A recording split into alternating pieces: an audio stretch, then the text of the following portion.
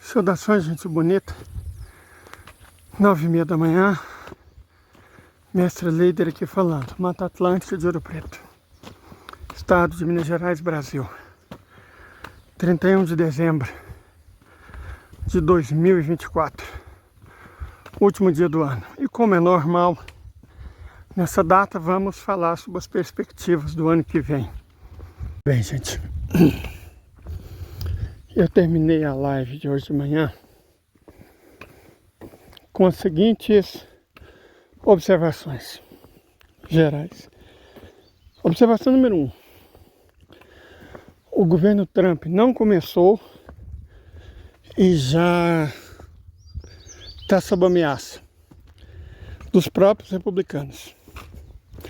O bate-boca entre o Steve Bannon e o Elon Musk, ambos apoiadores do Donald e o Trump, não o Pato, ele é muito mais ilustrativo e perigoso para os republicanos do que pode parecer. Porque são duas posições muito cristalizadas, muito fortes e irreconciliáveis. Quais são as posições?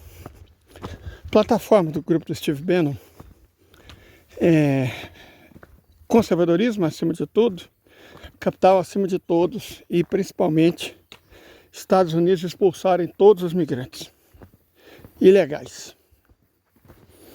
São milhões de pessoas. É uma plataforma claramente anti-imigrante. Já o Elon Musk defende exatamente o contrário. Ele defende que a migração de trabalhadores qualificados não só não deve ser obstaculizada, como deve ser incentivada. Basicamente porque nos Estados Unidos não há mão de obra qualificada em quantidade necessária. Não é que é para o país retome, é para que o país consiga sustentar a sua indústria de ponta. Essas duas plataformas são altamente cristalizadas. Nenhum dos dois vai mudar de posição e elas não podem ser conciliadas. Foram a essência da eleição de Donald Trump, não o Pato. E qualquer um dos dois que ele perder, e ele vai perder um desses dois, vai significar muito, vai ser uma perda muito dura para o governo, que nem está começando. Então o governo de Donald Trump, não o Pato, já começa sob ameaça, e ameaça interna, e ameaça séria, e ameaça profunda. Só que a coisa é ainda mais complexa. A situação de Donald, o Trump, não o Pato, nos Estados Unidos não é tão segura quanto parece, porque embora ele tenha sido eleito por ampla maioria, foi eleito por ampla margem, nós inclusive explicamos por que isso se deu. Os democratas não conseguiram mais enganar jovens trabalhadores com a mesma eficiência que haviam enganado no passado. Sabe, o papinho identitarista, o papo oqueísta, o papo negro, o papo feminista, não funcionou esse ano. Não enganou os trabalhadores, que perceberam que a vida deles estava cada vez pior e sempre piorava em governos democratas. E não enganou os jovens, que não tinham como não perceber o apoio indisfarçável dos democratas ao Estado de Israel. Aquela aberração moral contra o qual os jovens dos Estados Unidos se insurgiram lá pelo meio do ano.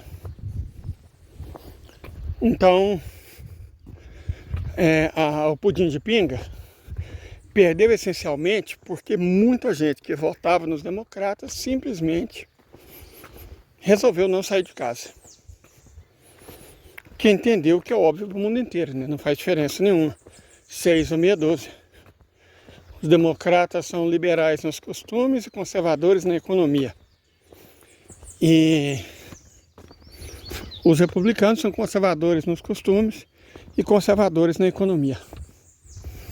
Então, na economia, o mote era único: ferrar com a vida da classe média dos trabalhadores prol de uma minoria de bilionários e grandes empresas. Não faz diferença.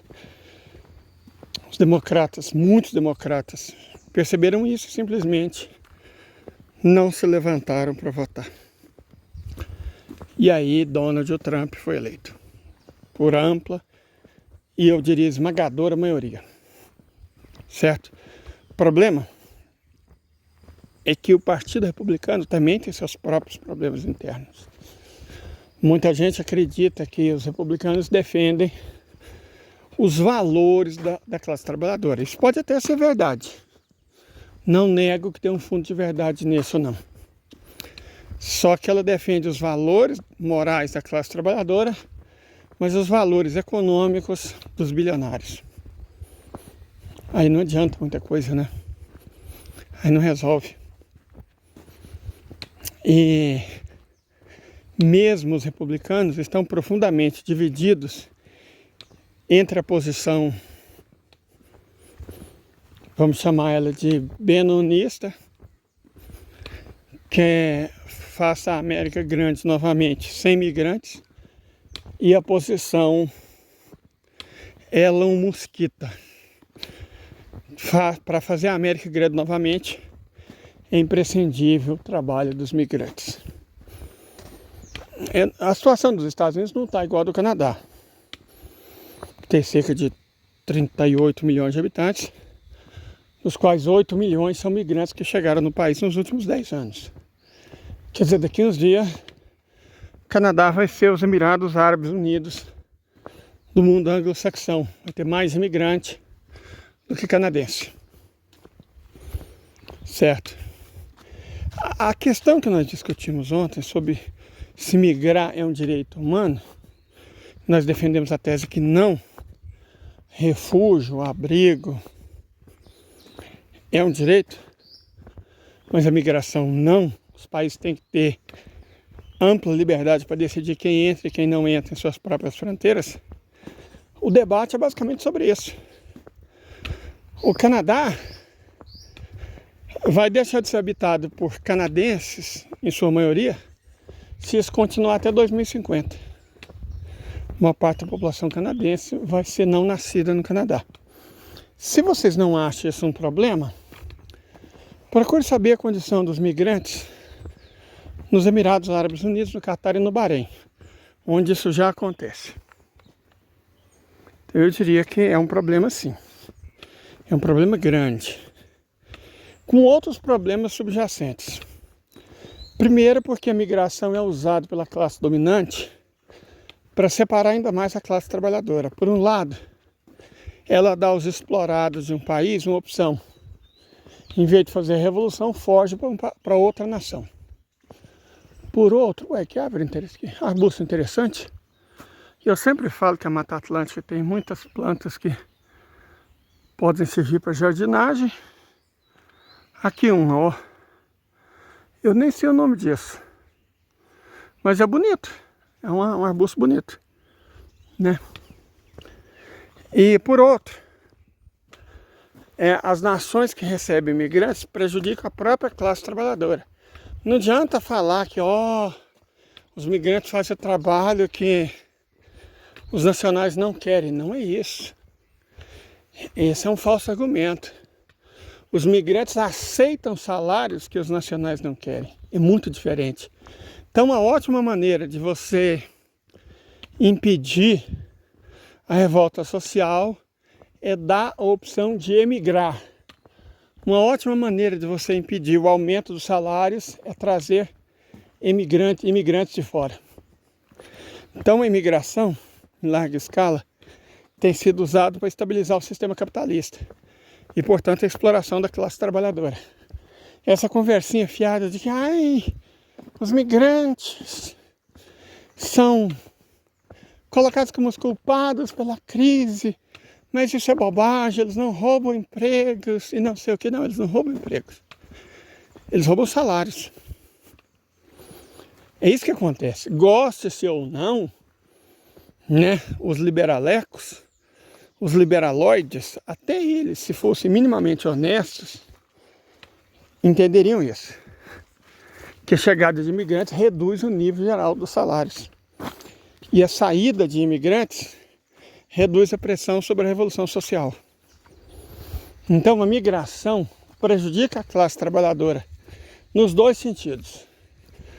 Tanto ao expulsar a mão de obra qualificada, e que, portanto, é a que reúne as melhores condições de entender o que está acontecendo e, portanto, lutar pelos próprios direitos, quanto ao atrair mão de obra de outros países que vai rebaixar o nível geral dos salários. Espera aí, gente.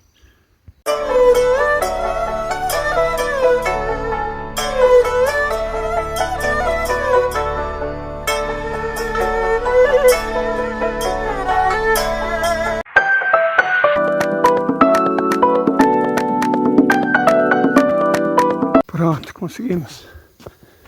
Vamos continuar. Então, esse papo liberaloide, migrar é um direito humano, está na mesma onda do também liberaloide, verdismo, né?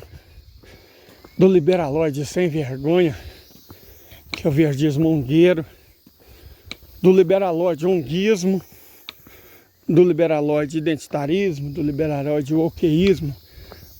São estratégias dos liberais, para liberal no sentido econômico, que defende a atuação livre da iniciativa privada e, portanto, da classe burguesa.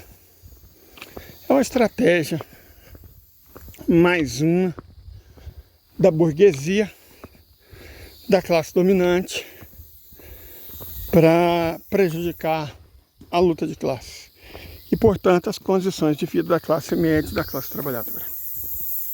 Não é nada mais além do que isso, certo? Nós não defendemos a tese, portanto, de que migrar é um direito humano. Isso não significa que nós concordemos com o Steve Bannon pelos motivos que o Steve Bannon apresenta. Nós não concordamos que migrar é um direito humano pelas razões supracitadas.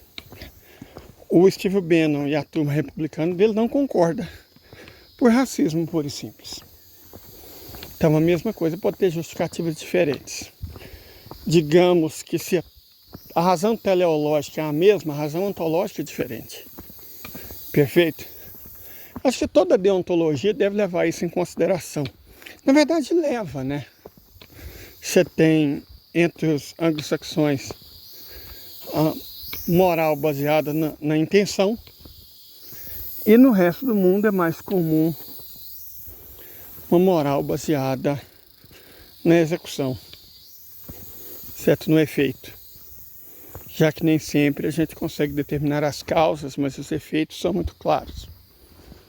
Então, os anglo-saxões acreditam nesse lance intencionalista.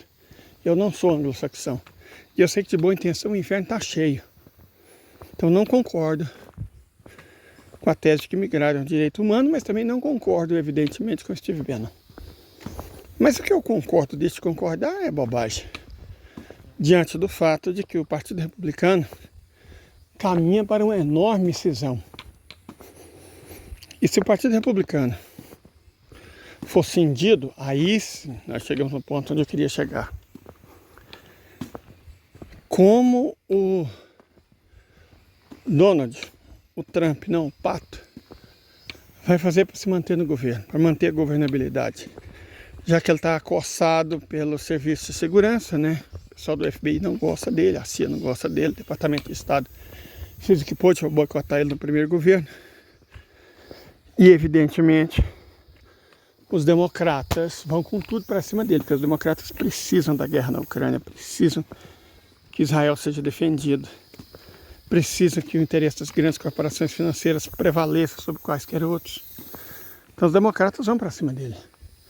E ele vai perder apoio entre os próprios eleitores, por causa dessa briga entre o Elon Musk e o Steve Bannon. O que ele vai fazer? Eu digo para vocês, a única opção que ele tem: recorrer aos evangélicos, ao fundamentalismo religioso mais rasteiro, ao cinturão da Bíblia, aos apalaches, ao conservadorismo evangélico mais rasteiro.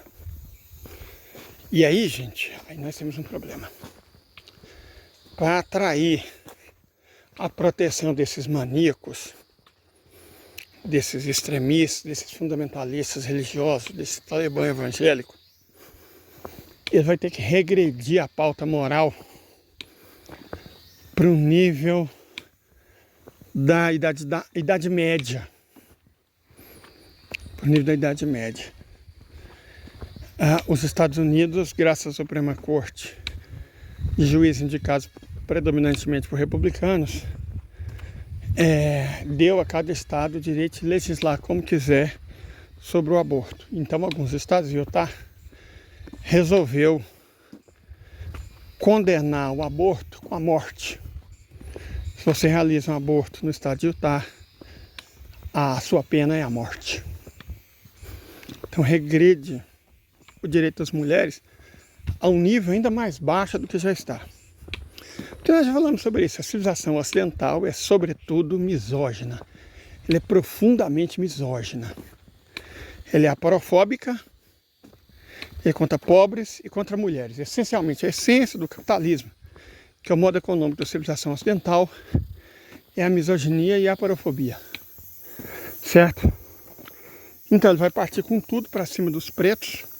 A Suprema Corte, a mesma Suprema Corte, já proibiu as cotas. Simplesmente proibiu cotas raciais. Então a coisa vai piorar muito, mas muito mesmo, mas muito. Aquele conto de Raya, né? As mulheres como escravas dos homens, servindo apenas para fins reprodutivos, está perto de se realizar nos Estados Unidos da América. Porque o Trump não vai ter outra opção se ele quiser se manter no governo. E a partir daí, a gente pode chegar a outra conclusão que eu acho interessante. Fevereiro haverá eleições na Alemanha. E a turma do Olaf Scholz, não é que ela vai ser derrotada, ela vai ser esmagada. O Partido Verde não vai perder. O Partido Verde vai ficar muito perto do desaparecimento. Toda a escrotice da pseudo-feminista Anna Helena Baerbock, que inclusive já foi entendida pelas próprias feministas. A Anna Helena Baerbock é tipo a presidenta, né, de uma confederação de feminismo internacional, uma ONG, claro, tem que ser uma ONG. E muitos países já retiraram sua representação, argumentando que a Anna Helena Baerbock não defende as mulheres. Ela usa o feminismo para mascarar as políticas imperialistas da Alemanha. Isso é verdade, basta ver que a postura da Anna Helena Baerbock diante da causa palestina. Ela é amplamente favorável aos assassinos de mulheres, que é o Estado de Israel. Não dá um pio sobre as mulheres e crianças assassinadas palestinas. Então a postura supostamente feminista, é hipócrita. E as próprias feministas já entenderam isso, já estão abandonando ela. Então o papinho verde, o papinho feminista, você tem até na Alemanha um Ministério da Integração Feminista, Ministério do Exterior, Chancelaria Feminista, impor os valores feministas no mundo, traduzindo, impor os valores da própria civilização, que na verdade são do Partido Democrata dos Estados Unidos, para camuflar a luta de classe e a exploração das mulheres. Sob o argumento de que não, elas defendem as mulheres. Defendem, claro. Só perguntar para os palestinos o quanto a Alemanha defende as mulheres. Só pergunta. Certo? O fato é que ela vai ser massacrada nas urnas. O Partido Verde vai ser massacrado nas urnas. O Partido Social Democrata, que tem de social-democrata o mesmo que o PSDB tem, ou seja, nada, também vai ser humilhado nas urnas.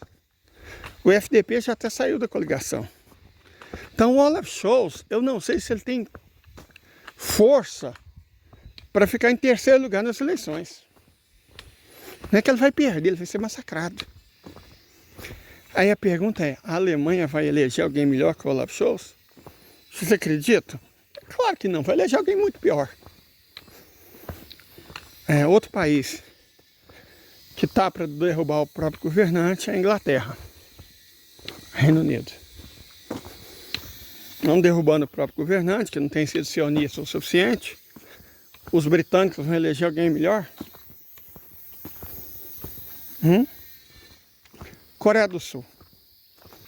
Coreia do Sul é um caso interessante. Eles podem eleger alguém mais comunista. Alguém mais pela unificação. Certo? Mas no Ocidente, gente, outro exemplo, acho que o melhor, o Estado de Israel. Muito convenientemente, tornou-se de conhecimento público que o Benjamin Netanyahu,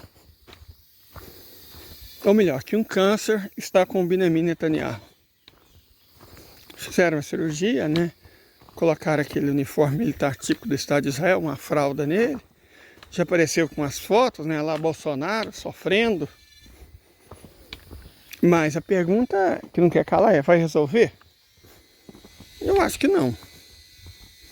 Eu acho que esse câncer foi muito conveniente, né? Eles tiram o Benjamin Netanyahu do governo, colocam outra pessoa e falam, gente, foi o ex-governante, o ex-administrador que cometeu alguns equívocos, mas o Estado de Israel é bonzinho. Mal era do Netanyahu. Igual os alemães fizeram com Adolf. Ignora-se que a sociedade como um todo apoiou o nazismo, ignora-se as grandes empresas que apoiaram, ignora-se os intelectuais, os filósofos, os artistas, todo mundo que apoiou, e joga a culpa numa pessoa só. É o que eu acredito que eles farão no caso do Estado ilegítimo. Só que aí tem uma questão. Qual a chance de Israel eleger alguém melhor que o Netanyahu para primeiro-ministro? Cara, eu diria que muito baixas. Se você olha o sistema político israelense, os eleitores israelenses, a maneira como os cidadãos israelenses zombaram dos palestinos, da fome que eles passavam, da morte a que eles eram submetidos, da dor, do sofrimento. Só ver os vídeos que eles fizeram no TikTok. Então, se você olha isso, você percebe que a chance de Israel eleger alguém melhor que o Netanyahu é quase nula. Vai eleger alguém pior. Então, Israel vai eleger alguém pior, os Estados Unidos elegeram alguém pior, a Alemanha vai eleger alguém muito pior, o Reino Unido também vai substituir por outro pior. E, de um modo geral, os péssimos governantes do Ocidente, que em 2024 deram as caras, serão substituídos por governantes ainda piores em 2025. No momento que o Ocidente precisa ou precisaria dar o seu melhor para conseguir sobreviver. Não é para manter a preeminência, não, para sobreviver. Certo, no momento que o capitalismo mais precisa de uma liderança capaz, é exatamente o momento que o capitalismo vai trocar uma liderança incapaz por outra ainda pior. Perfeito? Israel vai eleger alguém pior, a Alemanha vai eleger alguém pior, os Estados Unidos vai eleger alguém pior, Reino Unido vai eleger alguém pior. O Ocidente inteiro será dominado por pessoas ainda piores do que as que fizeram 2024 um ano muito difícil. Aí a pergunta que não quer calar. Isso é bom ou isso é ruim? Como qualquer resposta, depende, né? Como qualquer resposta, depende muito. Se nós fôssemos ocidentais, evidentemente que isso é pior. Mas para nós que somos brasileiros, e o Brasil não é o Ocidente, embora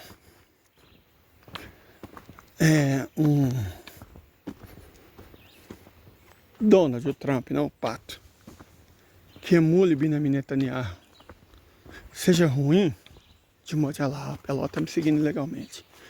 Cara, sério mesmo, eu preciso de achar alguém, por favor, me doe, me indique, me ensine alguma coisa que possa prender essa cachorra. Eu não posso ficar refém de cachorro, gente. Sem falar que precisa dela lá em cima. Ela é o que protege as aves. Falar nisso, hoje mais uma franguinha morreu. E ela não estava doente, não tinha nenhuma franga doente ontem. Não foi doença, alguma coisa matou ela. Então eu preciso. Gente, eu gasto O gasto semanal só em comida desse cachorro é R$ 67. Eu não gasto R$ 67 com comida para mim. Sabe, com verdura, com legume, com fruta, com comida saudável, com carne, olha lá, ó. As pessoas podem achar bonito, mas não é, gente. Ela é um incômodo, é um estorvo e ela tá me prejudicando. Agora, além de eu gastar mais com um cachorro do que comigo, além dela não fazer o único serviço que é o que ela tem que fazer, que é proteger minhas aves, ela tá me prejudicando muito. Porque como é que eu vou trabalhar com essa cachorra do meu lado? Como é que eu vou ser garçom? Como é que eu vou servir as pessoas com essa cachorra do meu lado? Comida, gente. Como é que você faz comida com um cachorro fedido, sujo de terra do seu lado? Mesmo que fosse um cachorro limpinho. Não pode, cara. Pouco no restaurante que permite cachorro. Entende? Então, já não bastasse ela tá tirando, eu tô tirando da boca para dar para esse cachorro. Já não bastasse ela não fazer o único serviço que é o dela, que é latir, espantar bicho, proteger minhas aves. Agora ela está prejudicando, está me prejudicando a oportunidade de ganhar dinheiro. Então, por favor, e não adianta falar assim, eu comprei o dinheiro que eu não tinha, R$ 50, uma coleira supostamente boa. Mas ela simplesmente puxa até o pescoço caber. E eu não vou apertar o pescoço dela demais, porque isso é tortura. Então, por favor, se alguém tiver uma ideia, tiver um meio, ou me doar alguma coisa que efetivamente segure um cachorro, eu preciso, gente, eu preciso muito, porque já passou o nível do estorvo, do incômodo, e agora eu estou sendo prejudicado por esse cachorro. E você que pode parecer bonito, ela atrás de mim que nem a casca de bala, mas agora a coisa está ficando num nível insuportável. Eu já estava prisioneiro de cachorro, né? Eu passei, tô descendo cada vez menos, tô gravando cada vez menos vídeo. Não é só por causa da chuva, é por causa de cachorro. Porque ela desce comigo sem eu querer e abandona meus animais. Agora ela está prejudicando o meu serviço. Aí, gente, aí tá ficando realmente muito difícil. Mas muito difícil. Quem puder me ajudar, eu estou pedindo desesperadamente. Quem puder me ajudar com alguma ideia, por favor. Realmente não dá mais. E o pior é que ela desce e o outro cachorro desce junto também. Quer dizer, lá em cima fica sem nenhum cachorro. Minhas franguinhas estão à mercê dos bichos, dos animais. O pingo já não aparece lá. O pingo só aparece lá para comer. Quando ele aparece, ele come e vai embora. Então tá difícil, gente. Sério mesmo, tá muito difícil. Tá muito difícil. Mas deixa eu voltar. Olha lá, ela some lá na frente porque ela sabe que é errado. Ela sabe que eu ralho com ela. Ela some por causa disso. Então ela sabe que tá fazendo uma coisa errada e no entanto faz. No entanto faz. É muito difícil, gente. É muito difícil mesmo pra mim. Sabe? Já não bastasse essa caminhada aqui, o bom camarada Luiz me deu a carona ontem. O Luiz está no grupo, que me ajuda com o Pix e tal. Foi bom porque ele viu o que é subir isso aqui a pé. O que é andar esse caminho todo. E eu poder fazer isso sem a segurança de que minhas galinhas... Não tem galinha, na verdade. Tem franga. Que as minhas frangas estão protegidas, eu não tenho. Porque agora está à mercê dos animais. Não tem cachorro. Certo? E mais do que isso, não é só isso. Eles agora estão me prejudicando. Como é que eu vou atuar como garçom com esse cachorro que não sai do meu pé? Entenderam, gente? Tá difícil, tá difícil. Por favor, me ajudem. Mas vamos terminar. O fato é que o Ocidente, que já tem uma governança horrorosa, Ursula von der Leyen, Joe Biden, nem sei qual que é o nome da desgraça que governa o Reino Unido, porque tanto faz, né? O Reino Unido deixou de ser significante. Olaf Scholz. Benjamin Netanyahu vai substituir essa governança horrível por outra muito pior o ano que vem. Certo? Por outra muito pior. Vai começar cedo. O Donald assume no começo de janeiro. Fevereiro vai ter eleição na Alemanha. Não sei quanto tempo. O Justin Trudeau, que é outro além incompetente, que vai, não sei como ainda não caiu, mas vai cair, vai ser substituído com certeza por outro ainda pior. Então, Justin Trudeau, esse povo tudo, cara, vai ser substituído por gente. Benjamin Netanyahu, né, que arrumou um câncer muito conveniente